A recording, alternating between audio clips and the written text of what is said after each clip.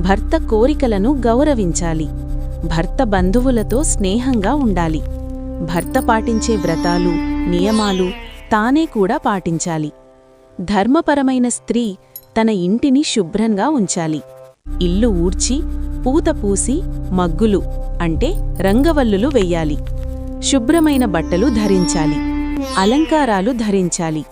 ఇంటి పాత్రలు, వస్తువులు ఎప్పుడూ శుభ్రంగా ఉంచాలి. భర్త చిన్న కోరికైనా, పెద్ద కోరికైనా వినయంగా గౌరవించాలి. భర్తతో ప్రేమగా, మధురంగా మాట్లాడాలి. భార్య సంతృప్తిగలవారిగా ఉండాలి. అంటే లోభం లేకుండా. కష్టపడి పనిచెయ్యాలి. ధర్మమేమిటో తెలుసుకోవాలి. మాటలో మాధుర్యముండాలి, కాని నిజం మాట్లాడాలి. జాగ్రత్తగా, భక్తితో జీవించాలి. భర్తను ప్రేమతో సేవించాలి. భర్త పెద్ద పాపాలు చేయని వ్యక్తి అయి ఉండాలి.